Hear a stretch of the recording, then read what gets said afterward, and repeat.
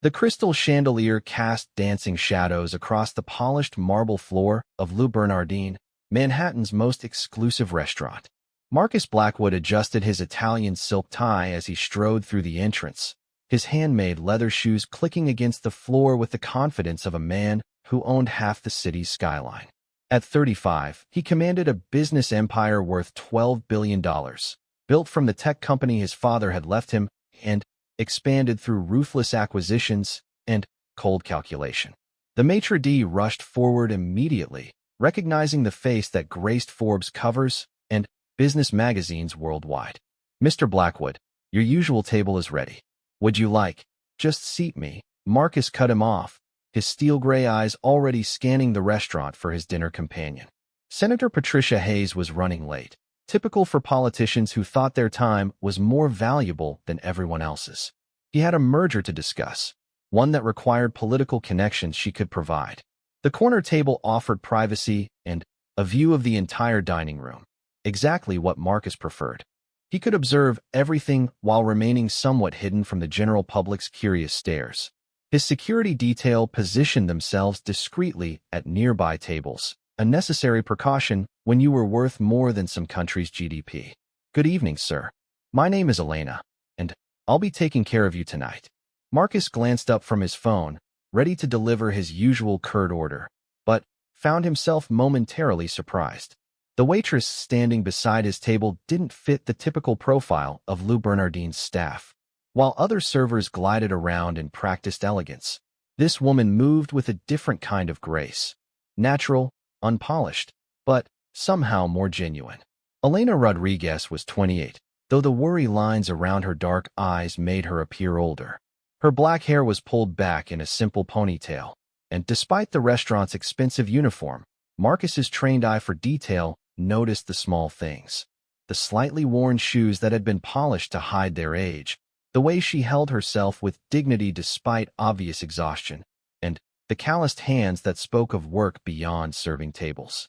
"I'll have the tasting menu," Marcus said without looking at her again, his attention returning to his phone where stock prices demanded his immediate attention. "And tell the kitchen to make it quick. I don't have all night." Elena nodded, though something in his dismissive tone made her jaw tighten almost imperceptibly. "Certainly, sir. Would you like our sommelier to pair wines with whatever's expensive?" Marcus interrupted, waving a hand as if swatting away an annoying fly. "And bring me a scotch while I wait." Macallan, 25. As Elena walked toward the bar, Marcus barely registered her presence. In his world, service staff were invisible, existing only to fulfill his needs and disappear. He had no idea that Elena Rodriguez had been working 3 jobs for the past 2 years, that she was putting herself through law school at night, or that she had graduated top of her class from Columbia before financial disaster struck her family. The scotch arrived within minutes, delivered by Elena with the same quiet professionalism. Marcus took a sip and made a face. "This isn't the 25 year. Bring me what I ordered." Elena paused, her professional mask slipping slightly. "Sir, this is indeed the Macallan 25. I personally selected it from our premium collection." Marcus's eyes snapped up, meeting hers for the first time. The audacity of being contradicted by a waitress sparked his immediate irritation. "Are you telling me I don't know my own scotch? I've been drinking Macallan longer than you've probably been working." "I'm simply confirming what was served, sir," Elena replied evenly, though her cheeks flushed slightly. "However, if you'd prefer something else, I'd be happy to. Just bring the manager," Marcus said coldly, his voice carrying the authority of someone accustomed to immediate compliance. Around them, other diners began to notice the tension, conversations quieting as heads turned toward the drama unfolding at table 12. Elena felt the familiar burn of humiliation she'd experienced countless times in service jobs. But something was different tonight. Maybe it was the exhaustion from working until 3 a.m. at her overnight cleaning job, or the stress of her upcoming law school exams, or simply the accumulated weight of being treated as less than human by people who measured worth in dollar signs. Whatever it was, she didn't immediately rush to find the manager. "Sir, I understand you're upset, but I can assure you that the scotch is exactly what you ordered. Perhaps if you tried it again, perhaps you should learn your place," Marcus snapped, his voice rising just enough to carry to nearby tables. I don't take suggestions from waitresses about drinks that cost more than your monthly salary. Now get the manager before I have you fired. The words hung in the air like poison, and Elena felt something crack inside her chest. Not break. She'd been through too much for that. But crack enough to let some truth escape. She set down the wine list she'd been carrying and looked directly into Marcus Blackwood's cold gray eyes. You're absolutely right, sir. That bottle of scotch does cost more than my monthly salary from this job. It costs more than what most people in this city make in a week. But being able to afford expensive drinks doesn't give you the right to treat people like they're disposable. The restaurant had gone almost completely quiet now. Marcus felt his face flush, unaccustomed to being challenged publicly. Excuse me. Elena knew she was probably about to lose her job, but something unstoppable had been unleashed. I said it doesn't give you the right to treat people badly. I've served hundreds of wealthy customers, and most of them understand that basic human decency isn't optional just because you can buy whatever you want. Marcus stood up abruptly, his chair scraping against the floor. At 6'2", he was used to using his height to intimidate, but Elena didn't step back. Do you have any idea who I am? A customer who's forgotten that respect works both ways, Elena replied, her voice steady despite her racing heart. And before you ask, yes, I know exactly who you are. Marcus Blackwood, CEO of Blackwood Industries. You're worth $12 billion. You've been on the cover of Time magazine 3 times. And you once bought a painting for $30 million just because you could. Marcus was stunned into momentary silence. Most people who recognized him immediately became obsequious, hoping for some advantage or connection. This waitress was citing his biography like she was unimpressed by it. Then, you know what I'm capable of, he said menacingly. One phone call from me, and you'll never work in this city again. Elena nodded slowly. You probably could do that. You have that kind of power. But having the power to destroy someone's life and choosing to use it just because they hurt your ego, that says everything about your character and nothing about theirs. The manager appeared then, a thin man named Philippe who was already sweating despite the restaurant's perfect climate control. He'd been alerted by other staff that something was happening at Marcus Blackwood's table, and he approached like a man walking toward his own execution. Mr. Blackwood, I'm so sorry for any inconvenience. Please, allow me to fire her, Marcus said simply, pointing at Elena without taking his eyes off her face. Immediately, Philippe's face went pale. Elena was one of their best servers, hardworking and professional, but Marcus Blackwood was the kind of customer who could close a restaurant with a single bad review in the right places. Sir, perhaps we could, now, Marcus repeated, the single word carrying the weight of his considerable influence. Elena untied her apron slowly, her hands remarkably steady. It's fine, Philippe. I understand. She looked at Marcus one final time. I hope someday you learn that money can't buy the things that actually matter. And I hope when that day comes, the people around you are kinder than you've been tonight. She placed her apron on the table next to the disputed scotch and walked toward the employee area to collect her belongings. Every eye in the restaurant followed her, and Marcus realized with growing discomfort that many of those eyes held sympathy for the waitress and judgment for him. As Elena disappeared through the service door, Senator Hayes finally arrived, her assistant trailing behind with apologies about traffic. She slid into her seat across from Marcus, immediately sensing the tension. What happened here? You look like you want to murder someone. Marcus took a long drink of his scotch, which was, he now realized, exactly what he'd ordered. Nothing important, just dealing with insubordinate staff. But, as the evening progressed, Marcus found himself distracted.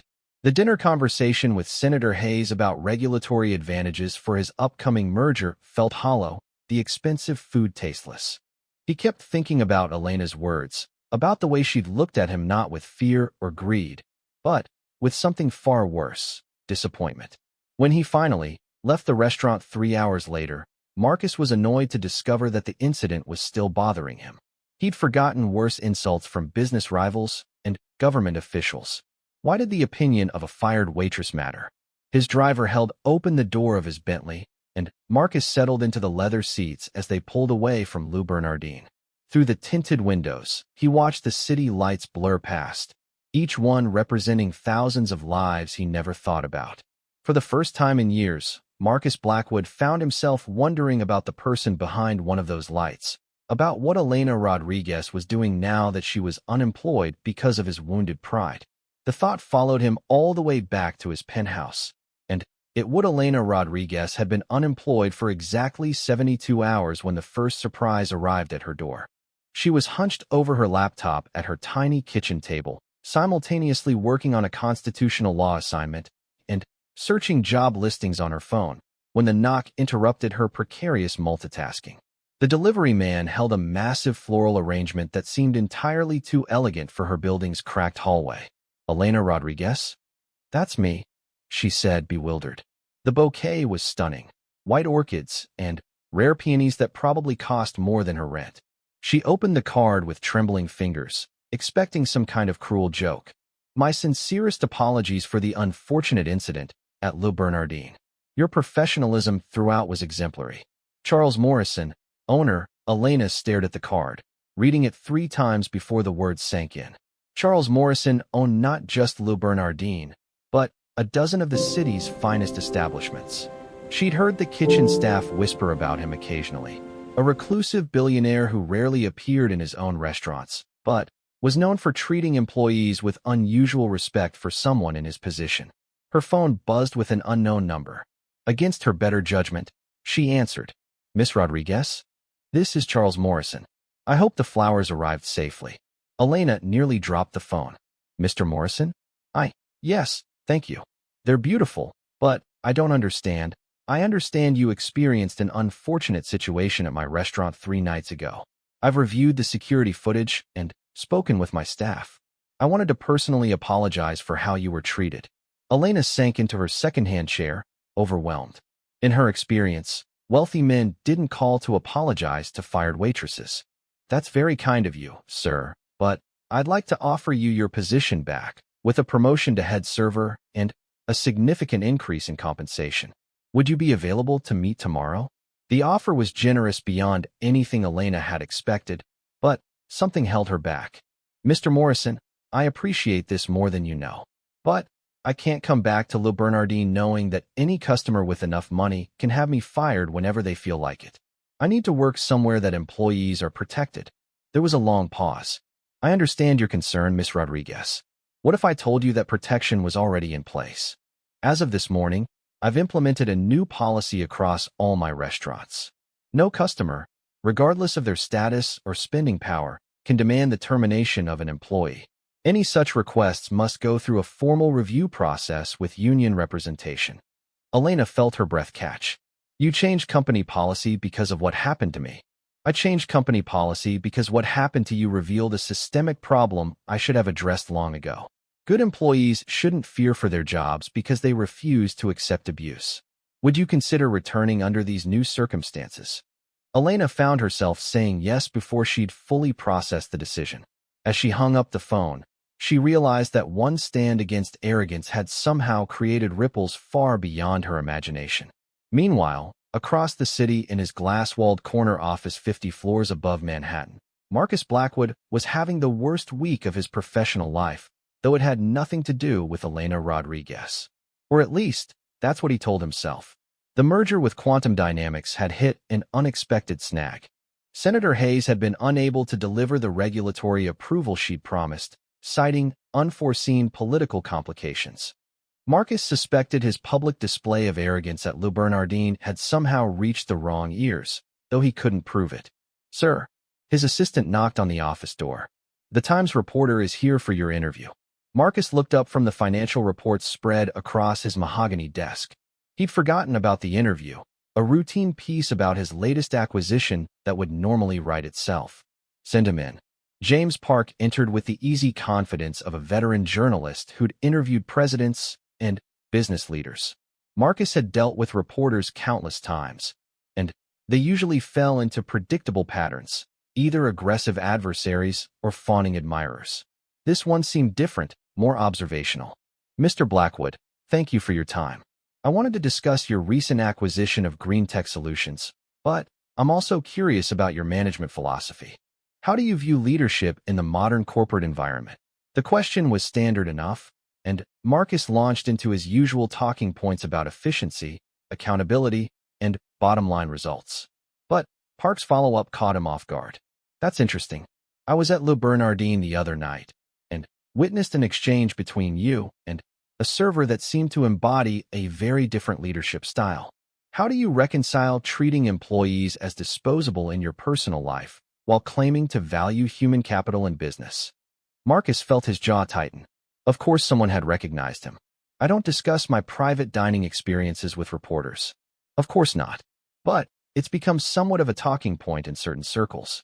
The video has been shared quite widely on social media. Video. Marcus's voice was sharp. Park pulled out his phone and showed Marcus a crystal-clear recording of their confrontation. Someone had filmed the entire exchange, and Elena's calm dignity in the face of his bullying was even more striking on replay. The video already had hundreds of thousands of views and thousands of comments, most of them not flattering to Marcus. As you can see, it's generated quite a discussion about privilege, power, and how we treat service workers. Would you care to comment? Marcus stared at the screen, watching himself threaten a woman's livelihood because she'd bruised his ego. The man in the video looked petty, cruel, and small despite his expensive suit and powerful position. No comment. The interesting thing, Park continued, is that this Elena Rodriguez has quite a story herself. Did you know she's a Columbia Law graduate working her way through a master's program? She's been supporting her family after her father's medical bankruptcy. Makes your interaction look rather different in context, doesn't it? Marcus felt something cold settle in his stomach. He'd destroyed the job of someone who was working multiple positions to support her family and education. The realization hit harder than he'd expected. I said no comment. After Park left, Marcus found himself researching Elena Rodriguez online. The search results painted a picture that made his own problems seem trivial. Academic honors, volunteer work with legal aid organizations, a father struggling with diabetes who'd lost his construction job due to injury. Elena had been working 3 jobs while maintaining a perfect GPA in law school. He closed his laptop abruptly, angry at himself for caring. One waitress's sob story shouldn't matter to someone operating at his level. But the anger felt hollow, unconvincing even to himself. That evening, Marcus attended a charity gala for children's education, the kind of event where wealthy New Yorkers gathered to feel good about writing checks. He usually enjoyed these functions, opportunities to network and project the right image while claiming tax deductions. Tonight felt different. Every conversation about philanthropy and giving back seemed to mock his recent behavior. When Margaret Ashworth, society columnist and notorious gossip, cornered him near the champagne fountain, he knew his week was about to get worse. Marcus, darling, I've been dying to talk to you about that delicious little scene at Le Bernardin. The whole city is buzzing about it. Margaret, I really don't. Oh, don't be modest. Though I must say, the video makes you look rather tyrannical. Not your best angle, dear. She sipped her champagne with predatory delight. The girl handled herself well, though. Very dignified. Much better breeding than most waitresses, I'd say. Marcus excused himself and left the gala early, ignoring calls from business contacts who wanted to discuss recent developments. He drove aimlessly through the city, past restaurants and shops where people like Elena worked to build lives he'd never bothered to consider. When he finally returned to his penthouse, Marcus stood at his floor-to-ceiling windows looking down at the lights of Queens. Somewhere out there, Elena Rodriguez was probably studying for exams or working another job, rebuilding after the damage he'd caused to her carefully balanced life. For the first time in years, Marcus Blackwood felt something he'd almost forgotten existed: shame. The next morning brought more unwelcome news. His longtime business partner, David Chun, called an emergency meeting. David was one of the few people who could speak honestly to Marcus without fear of retaliation. A friendship dating back to their Harvard days before wealth had insulated Marcus from criticism.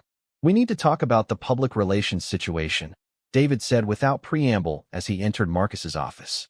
"The video from Le Bernardin is everywhere.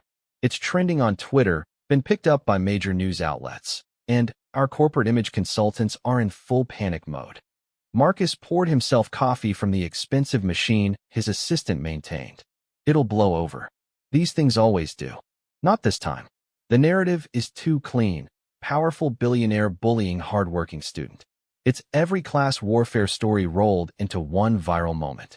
Our stock price is down 3% in early trading, and that's just the beginning. David pulled up a tablet showing news articles and social media posts. The story had legs, feeding into broader conversations about wealth inequality and worker dignity. Elena had somehow become a symbol, her quiet strength contrasting with Marcus's casual cruelty. It gets worse, David continued. 3 of our major clients have called concern meetings. The Quantum Dynamics merger is officially on hold pending resolution of image concerns. And the charity board you serve on is discussing your removal. Marcus set down his coffee cup harder than necessary. They're removing me from a charity board because I had words with a waitress? They're considering it because you publicly humiliated a young woman trying to work her way through school, then used your wealth to destroy her livelihood. The optics are terrible, Marcus. You've become the poster child for everything people hate about billionaires. The 2 men sat in silence, looking out at the city where Marcus's empire was slowly being reconsidered in light of a 3-minute video. The irony wasn't lost on either of them. Marcus had built his fortune partly through understanding public perception and market psychology, and now both were working against him. What do you suggest? Marcus finally asked. Damage control, public apology, charitable donations, maybe some kind of gesture toward the woman you wronged. Show that you've learned something from this. Marcus bristled at the suggestion. I won't grovel to a waitress for the sake of public opinion. David studied his oldest friend with something approaching sadness. 2 weeks after the Lou Bernardine incident, Elena Rodriguez found herself in a place she'd never expected to be. The green room of a major television network, waiting to appear on Morning America alongside host Sarah Chun. The invitation had come through her law school professor, who'd been contacted by producers looking to interview the woman who'd stood up to Marcus Blackwood. Elena smoothed her navy blue dress, borrowed from her roommate Maria, and tried to calm her nerves. The makeup artist had done wonders, but Elena still felt like an imposter in the television studio's polished environment. She was a law student from Queens, not a media personality. 5 minutes, Miss Rodriguez, a production assistant called out. Elena checked her phone one last time, seeing dozens of new messages from reporters, job recruiters, and strangers offering support. The attention was surreal, but it had also opened doors she'd never imagined. 3 law firms had already offered her internship positions, and a legal aid organization had invited her to join their board of directors. Elena, you're going to be great, Sarah Chin said, appearing in the green room doorway. The veteran journalist had a reputation for being tough but fair, and Elena appreciated her calm confidence. Just speak from the heart. That's what resonated with people in the first place. As Elena was led onto the brightly lit set, she spotted Marcus Blackwood in the corner of her vision. He was seated in a separate area, apparently scheduled for the next segment. Their eyes met briefly, and Elena was surprised to see something she hadn't expected: uncertainty. Gone was the arrogant confidence he'd displayed at the restaurant. Marcus looked like a man who'd lost control of his own narrative. Good morning, America, Sarah Chin began, turning to face the cameras. Today we're discussing a viral video that sparked a national conversation about wealth, power, and basic human dignity. With me is Elena Rodriguez, the law student whose graceful response to billionaire Marcus Blackwood's behavior has inspired millions of people worldwide. Elena took a deep breath and focused on Sarah's encouraging smile. Thank you for having me. Elena, take us back to that night at Le Bernardine. What was going through your mind when Marcus Blackwood demanded you be fired? Honestly, I was exhausted. I'd been working 3 jobs while attending law school, and I was just trying to get through another shift. But when someone tries to use their wealth as a weapon against you, you have a choice. You can either accept that you're powerless, or you can remember that dignity isn't for sale. Sarah nodded. The video shows you remaining remarkably calm despite being publicly humiliated. Where did that strength come from? Elena thought about her father, still recovering from his injury and struggling with medical bills. About her mother, working double shifts at the hospital to keep their family afloat. About all the other service workers who'd faced similar situations, but hadn't been lucky enough to have someone film it. I think about all the people who serve others every day, waitresses, cleaners, delivery drivers, retail workers, and how often they're treated as if they don't matter. Someone had to say that we're human beings worthy of basic respect, regardless of our bank account balance. I just happened to be the one with a camera pointed at me when I said it. Across the studio, Marcus watched the interview on a monitor. Elena's poise and articulate responses were a stark contrast to his own recent media appearances, where he'd come across as defensive and tone-deaf. His public relations team had advised him to avoid commenting further on the situation, but the network had insisted his appearance was necessary for balanced coverage. Elena, Sarah continued, what surprised you most about the public response to your story? The messages from other service workers, Elena replied without hesitation. Thousands of people have shared their own stories of being mistreated by customers who thought money gave them the right to be cruel. A restaurant server in Chicago told me about being screamed at because the kitchen was slow.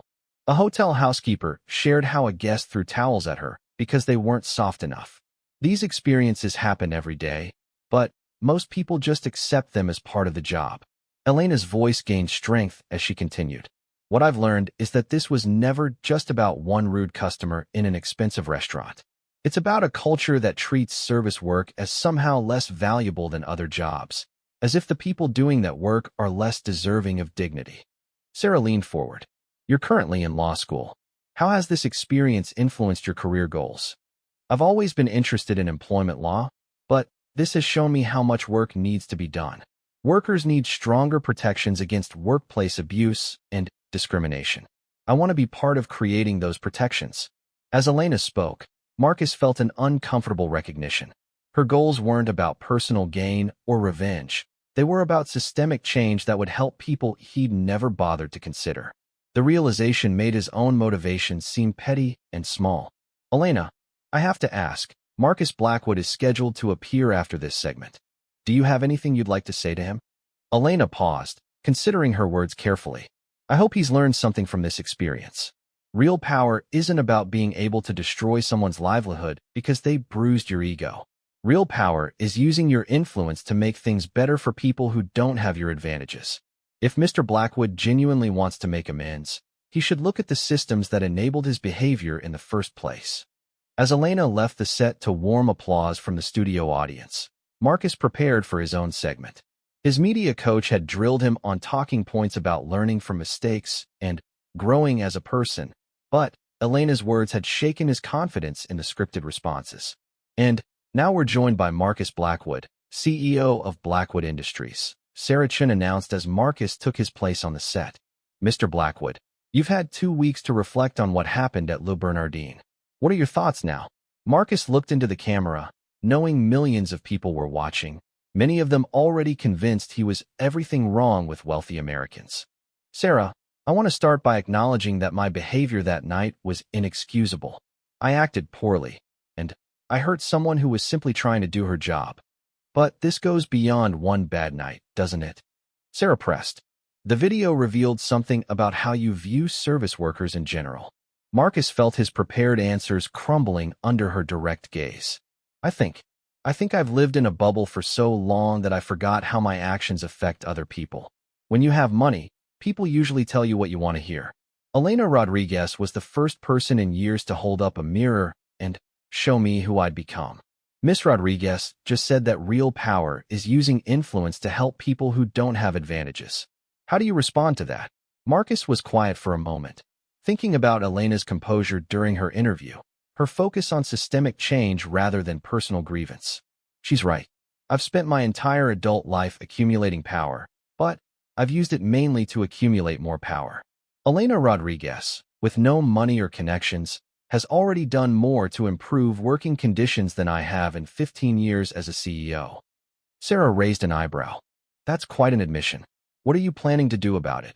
Marcus took a deep breath, abandoning his coaching entirely.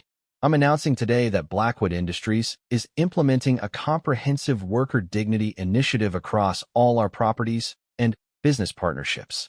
Any company we work with will be required to meet strict standards for employee treatment.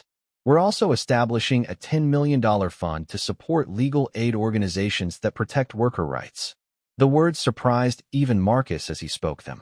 He'd been planning standard corporate charity initiatives, but Elena's example had pushed him towards something more substantial. Additionally, I'm personally apologizing to Elena Rodriguez and offering to fund her law school education completely, with no strings attached. After the interview, Marcus sat in his car outside the television studio, emotionally drained. His phone was already buzzing with calls from his board members and business partners, undoubtedly concerned about his unscripted commitments. David Chun had warned him that grand gestures might seem calculated, but Marcus found he no longer cared about perception management. Elena emerged from the building and noticed Marcus's car. After a moment's hesitation, she walked over and tapped on the window. Marcus lowered it, uncertain what to expect. "Mr. Blackwood, I wanted to thank you for the scholarship offer, but I need to decline it." Marcus felt a familiar flash of irritation before catching himself. "May I ask why?" "Because I don't want this to become a story about the generous billionaire who saved the poor waitress. I've gotten scholarship offers from 3 legal organizations since this started, and I'm earning my degree on my own merits. But I do hope you follow through on the worker protection initiatives. That would make a real difference for people who need it." She turned to walk away, then paused.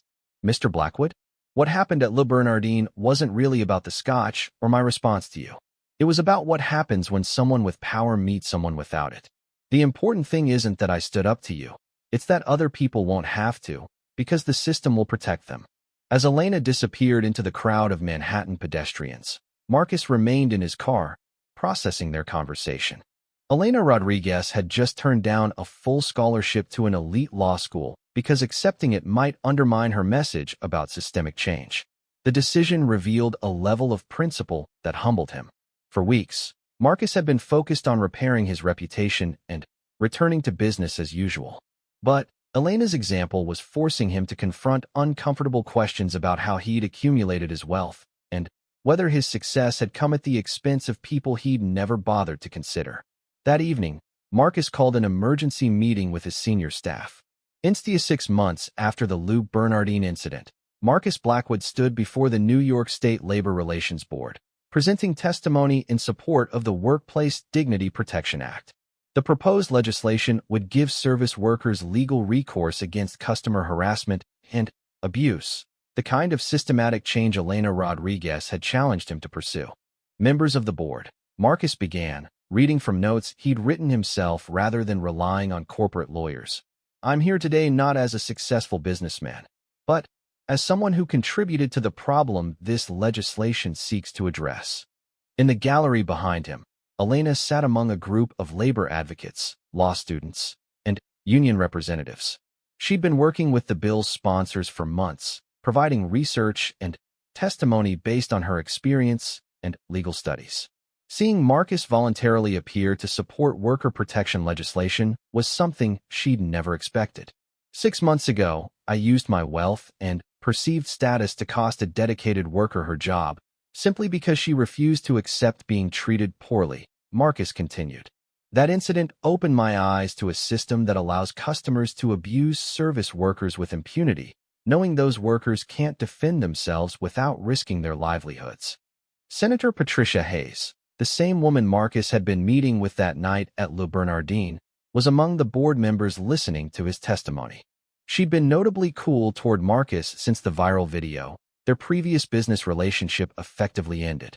"The legislation before you would establish that all workers, regardless of their position, have the right to basic dignity and respect. It would prevent employers from terminating employees for refusing to accept abuse. And it would create legal penalties for customers who engage in harassment or discriminatory behavior." After Marcus finished his testimony, the board called Elena to speak. She approached the podium with the confidence she'd gained through months of public speaking and advocacy work. Law school had taught her to argue cases, but this experience had taught her to fight for causes. "Thank you for allowing me to speak today," Elena began. "When I stood up to Mr. Blackwood that night, I wasn't trying to become a symbol or start a movement. I was just tired of being treated like I didn't matter. But the response to that moment showed me how many workers face similar situations every day." Elena pulled out a folder containing hundreds of letters and emails. Since that video went public, I've received over 3,000 messages from service workers sharing their experiences. A waitress in Phoenix told me about being grabbed and propositioned by customers who knew she couldn't complain without losing her job. A retail worker in Boston described being racially harassed by a customer while her manager stood by and did nothing. She looked directly at the board members, making eye contact with each one. This legislation isn't about political correctness or restricting customer rights. It's about recognizing that working in service doesn't mean accepting abuse as part of your job description. It's about creating consequences for behavior that we wouldn't tolerate in any other context. During the break, Marcus approached Elena in the hallway outside the hearing room. It was the first time they'd spoken privately since their brief conversation outside the television studio. "Ms. Rodriguez, I wanted to thank you for your testimony today. You've made this issue personal in a way that statistics and legal arguments never could." Elena studied his face, looking for signs of the arrogance she'd encountered months ago. Instead, she saw something she recognized from her work with legal aid clients: the exhaustion that comes from genuinely wrestling with difficult truths. "You didn't have to appear today," Elena said.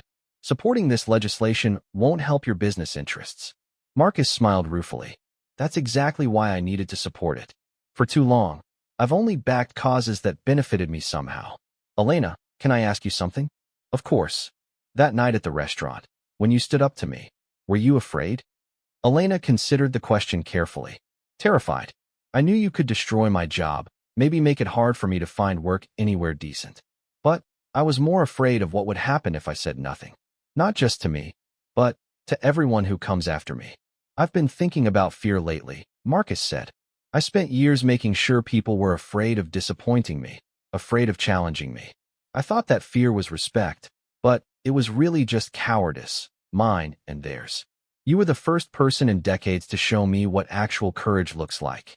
Their conversation was interrupted by Elena's law professor, Dr. Sarah Martinez, who had been instrumental in connecting Elena with the legislative sponsors. "Elena, the committee wants to know if you'd be interested in serving as a consultant during the bill's implementation phase. It would involve working with businesses to develop compliance standards." Elena glanced at Marcus, then back at Professor Martinez. "What kind of businesses?" "All kinds. Restaurants, retail chains, hotels, any industry with significant customer-worker interaction. The goal is to create practical guidelines that protect workers while helping businesses understand their obligations under the new law." Marcus seized the moment. "Ms. Rodriguez, Blackwood Industries would be honored to serve as a pilot program for these guidelines. We've already begun implementing worker protection policies across our properties, but we could use guidance from someone who understands both the legal framework and the lived experience of service work." Elena was quiet for a long moment, processing the offer.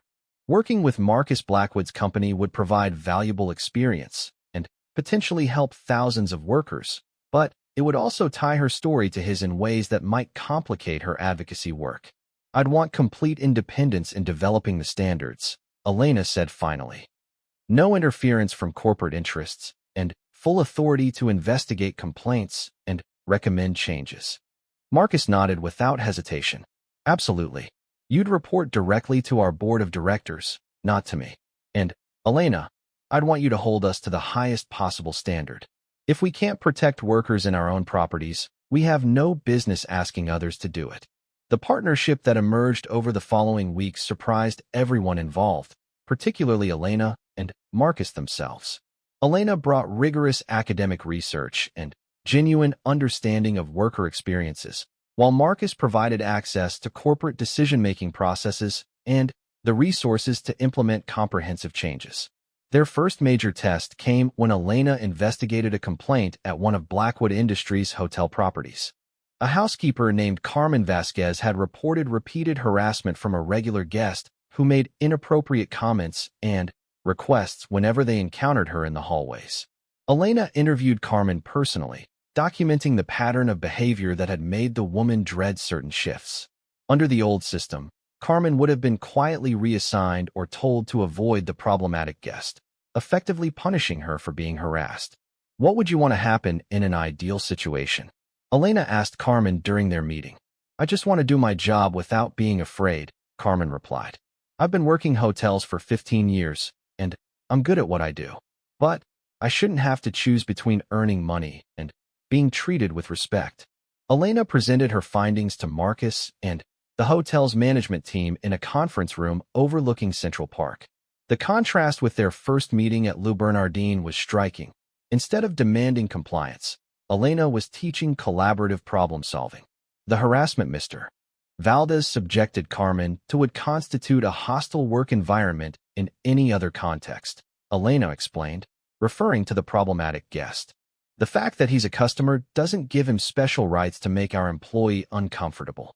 The hotel manager, James Foster, raised the obvious concern. Mr. Valdez spends over $50,000 a year with us. If we confront him about this, he'll likely take his business elsewhere. Marcus looked at Elena, then at his management team. James, what's Carmen's annual salary? About $38,000. So we're debating whether to protect a valued employee who makes us money through her hard work, or enable a customer who spends money but costs us more in turnover, training, and legal liability. Elena was impressed by how Marcus framed the issue in business terms without losing sight of the human element. There's also the broader message we send, she added. When we protect harassers because they're profitable, we tell every employee that their dignity has a price tag. The team decided to implement Elena's recommendations, a direct conversation with Mr. Valdez about acceptable behavior, clear consequences for future violations, and a support system for Carmen that included the option to transfer to another property if she preferred. When they met with Mr. Valdez the following week, his reaction was exactly what Elena had expected from her experience with entitled customers. "This is ridiculous," he declared, his voice rising in the hotel's elegant lobby. "I spend a fortune here, and you're going to lecture me about talking to the staff?" Marcus remained calm, his tone professional but firm. "Mr. Valdez, we value your business, but all our guests are expected to treat our employees with basic respect. Carmen Vasquez is a professional who deserves to work in a safe environment. She's a housekeeper. I wasn't doing anything wrong." Elena stepped forward, her voice quiet but clear. "Mr. Valdez, making sexual comments to an employee who can't escape the situation without risking her job isn't acceptable behavior in any context. We're not asking you to change your personality, just to treat our staff like human beings."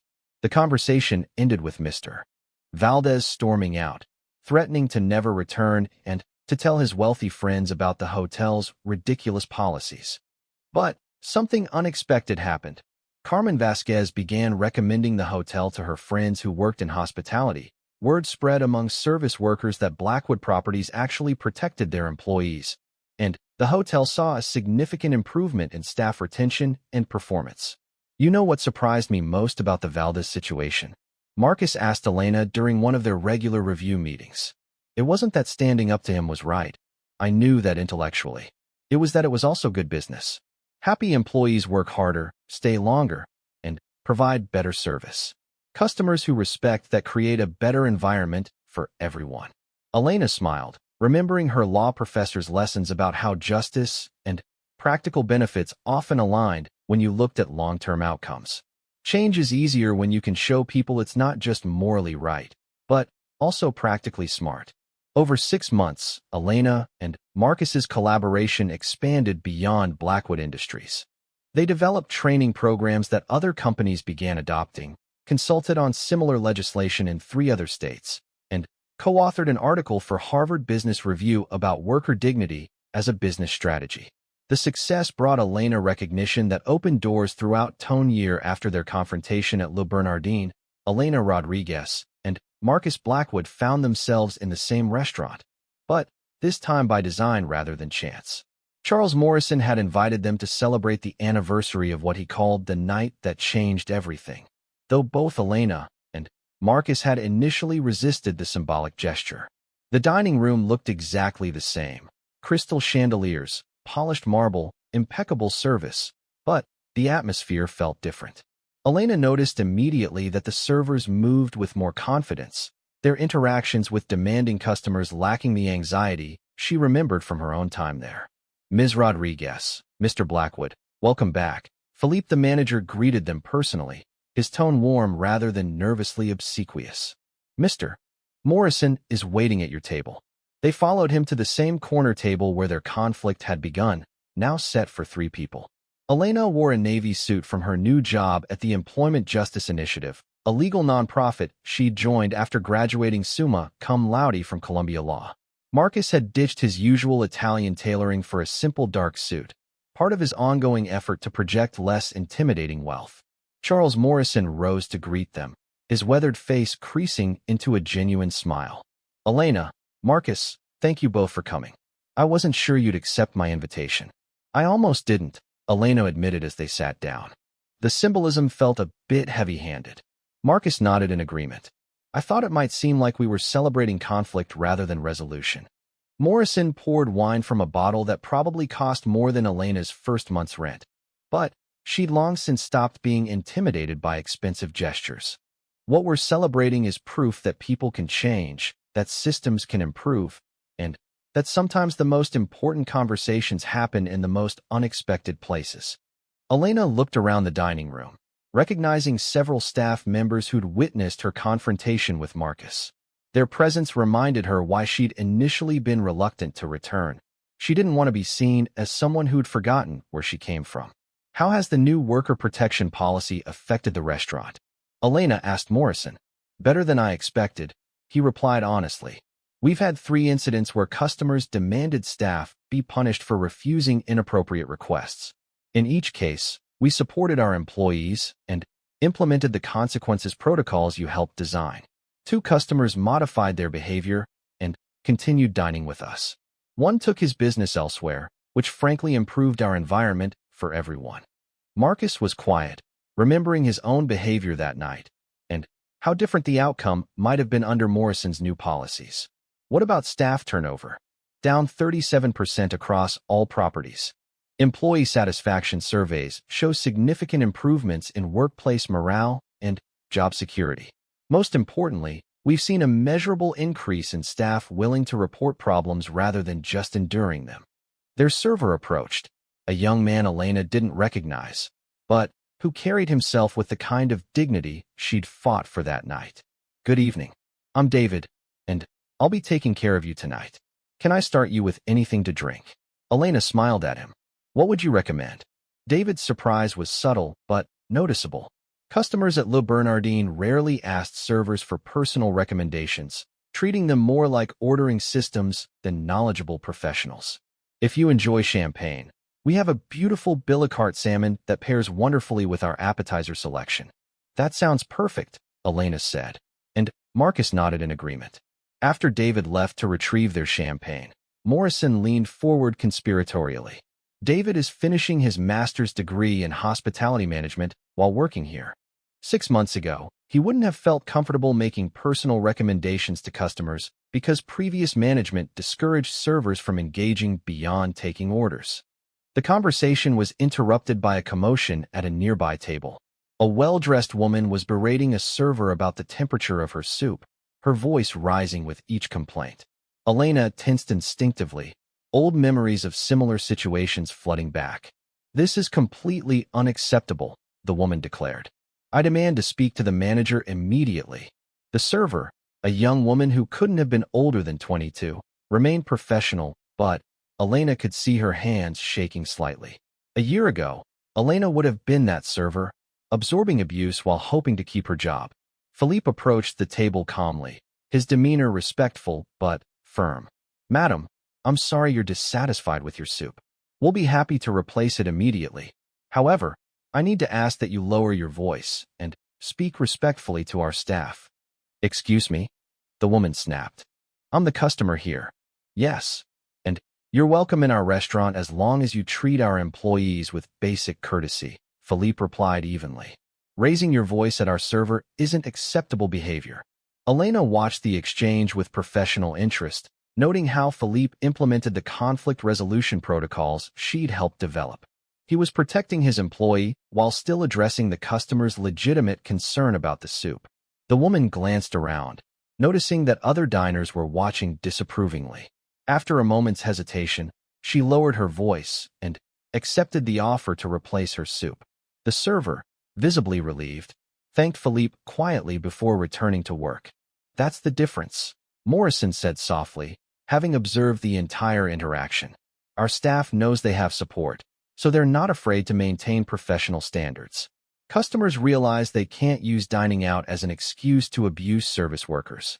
Marcus watched the server return to her duties with renewed confidence. That young woman handled herself well, but she shouldn't have had to handle anything at all. Elena was surprised by the genuine anger in his voice. The Marcus Blackwood who had demanded her firing would never have seen the problem in a customer yelling at staff. People like that woman aren't necessarily bad people, Elena observed. They've just been taught that spending money gives them permission to treat workers poorly. When the system supports dignity instead of enabling abuse, most people adjust their behavior. Their conversation continued through dinner, ranging from policy implementation to broader questions about wealth, power, and social responsibility. Elena found herself forgetting their complicated history as they discussed legal strategies for expanding worker protections. Marcus shared insights about corporate culture change that had taken him years to understand. Elena, Morrison said during dessert, I have something to show you both. He pulled out a tablet displaying a news article. The Workplace Dignity Protection Act passed the state Senate yesterday. The governor plans to sign it next week. Elena felt tears well up unexpectedly. She'd been working toward this moment for a year, but seeing it in print still felt surreal. This means every service worker in New York will have legal recourse against harassment and abuse. The article mentions your testimony specifically, Marcus noted, reading over her shoulder. You're quoted as the legislation's moral architect. Elena wiped her eyes, laughing at her emotional response. Sorry, I didn't expect to cry over legislature. Don't apologize, Morrison said gently.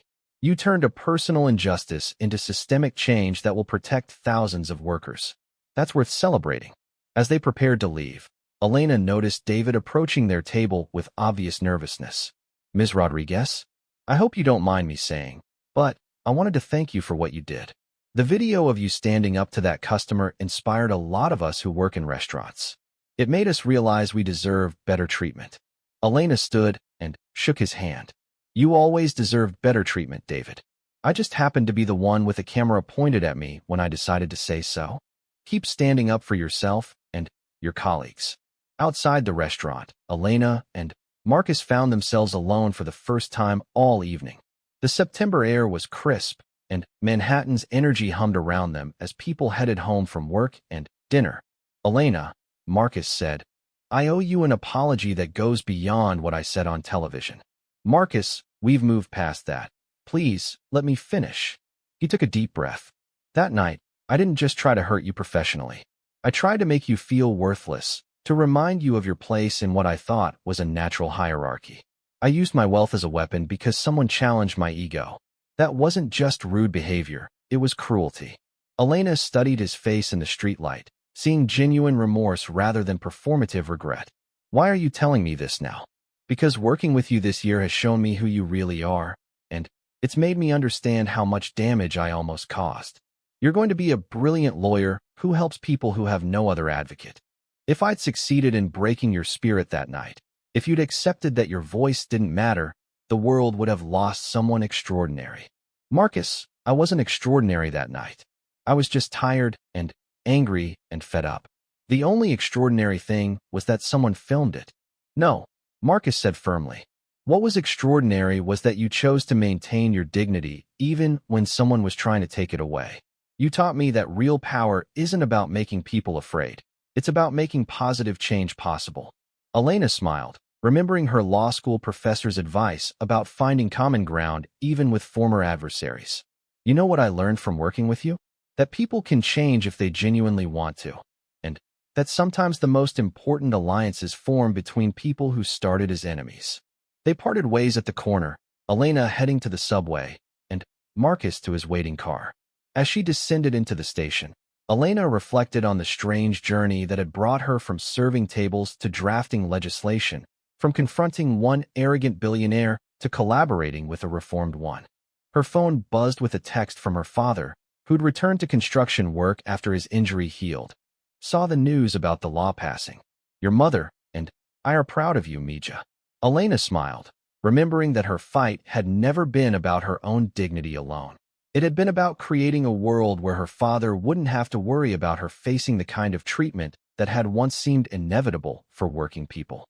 Marcus, settling into his car, called his assistant to schedule meetings about expanding their worker protection initiatives nationwide. The Blackwood Foundation would fund legal aid organizations in 12 states, supporting the kind of advocacy work Elena had pioneered. As his car moved through traffic toward his penthouse, Marcus thought about the conversation with Elena outside the restaurant. She'd been right about people's capacity for change, but she'd understated her own role in making that change possible. Elena Rodriguez hadn't just stood up to a bully. She'd shown him that real strength came from protecting others rather than dominating them. 1 year later, their story had evolved from viral confrontation to meaningful collaboration, from personal conflict to systemic reform. The Workplace Dignity Protection Act would protect countless workers from the kind of abuse both Elena and Marcus had once accepted as normal. Neither of them could have predicted that a disagreement about Scotch would lead to landmark legislation, or that their worst moments would inspire their best work. But, as Elena had learned in law school, and Marcus had discovered through painful experience, justice often emerges from the most unlikely places, built by people willing to transform their differences into shared purpose. The young server who had thanked Elena at Le Bernardin would go on to complete his hospitality management degree and implement worker protection policies at hotels across the country. Carmen Vasquez, the housekeeper whose harassment complaint had tested their new protocols, was promoted to training supervisor and helped develop workplace safety programs for other properties. In the end, Elena Rodriguez and Marcus Blackwood had learned that real change requires more than standing up to power. It requires finding ways to redirect that power toward justice. Their story became proof that transformation is possible when people choose growth over grievance, collaboration over conquest, and systemic change over personal victory. The Scotch that started their conflict had been forgotten, but the principles they'd fought for would protect workers for generations to come. The legal profession, but it also created new challenges. Some advocacy groups questioned whether working with a billionaire compromised her credibility, while others worried that corporate-friendly reforms might undermine more radical changes. Marcus faced his own critics, with business associates suggesting his reforms were unnecessarily costly, and competitors claiming his worker protection initiatives were publicity stunts designed to rehabilitate his image. Despite the external pressures, both Elena and Marcus had discovered something neither expected, that real change required finding common ground between idealistic principles and practical realities. Elena's moral clarity had given Marcus a framework for using his power constructively, while his resources had given her the ability to implement solutions on a meaningful scale. As Elena prepared to graduate from law school and Marcus planned the next phase of his company's worker protection initiatives, both realized their story had evolved far beyond the viral confrontation that started it. They'd learned that transformation, personal and systemic, required sustained effort and genuine collaboration between people who started as adversaries but chose to become allies in pursuing justice. The real test would come when they had to decide whether their partnership could survive success, and whether the changes they'd created together could outlast their personal involvement in implementing them. Of damage control strategies, he wanted to discuss Elena's challenge, using his power to create systemic change rather than just managing crises. Elena, meanwhile, returned to her apartment in Queens and opened her constitutional law textbook. Tomorrow she had an exam on equal protection under the law, a concept that had taken on new meaning since her encounter with Marcus Blackwood. She was no longer just studying legal theory. She was preparing to put those principles into practice in a world where power imbalances affected millions of working people every day. Neither Elena nor Marcus realized that their story was about to take another unexpected turn, one that would test whether real change was possible when someone committed to justice encountered someone genuinely trying to reform. The foundation had been laid for something unprecedented, a transformation that would reach far beyond either of their individual lives. That's exactly the attitude that got you into this mess. You still don't understand that she wasn't just a waitress. She was a human being you decided to crush for sport. Until you grasp that fundamental truth, no amount of public relations work will fix this. After David left, Marcus remained in his office as the city hummed with activity below. For the first time in his adult life, he felt the weight of consequences for his actions, and those consequences were rapidly spiraling beyond his control. Elena Rodriguez, meanwhile, was discovering that standing up to a billionaire had transformed her from invisible service worker to reluctant public figure. Her phone hadn't stopped ringing with interview requests, job offers, and messages of support from strangers around the world. The attention was overwhelming for someone who'd spent years working quietly in the background. But Elena was beginning to understand that her moment of courage had resonated with people who'd felt powerless in similar situations. She was no longer just a law student working multiple jobs. She'd become a symbol of dignity in the face of power. Neither she nor Marcus realized that their story was far from over, and the next chapter would challenge everything they thought they knew about justice, redemption, and the true cost of power. Continue to follow him in ways he couldn't yet imagine. In his relentless pursuit of wealth and power, Marcus had forgotten that actions have consequences, and some consequences reach far beyond the original intention. Elena Rodriguez, meanwhile, sat in her tiny studio apartment in Queens, staring at her laptop screen. She had an employment law paper due tomorrow and 3 job applications to complete before dawn. The Lou Bernardine job had been her best-paying position, and losing it would mean rearranging her carefully balanced financial house of cards. But for the first time in months, Elena felt something she'd almost forgotten: pride. She'd stood up to someone who thought money made him untouchable, and she'd done it with dignity. Whatever came next, she could face it knowing she hadn't compromised her principles for a paycheck. Neither Elena nor Marcus could have predicted that their brief encounter would set in motion a chain of events that would transform both their lives in ways they never could have imagined. The story that began with a glass of scotch and wounded pride was just beginning, and the real surprises were yet to come.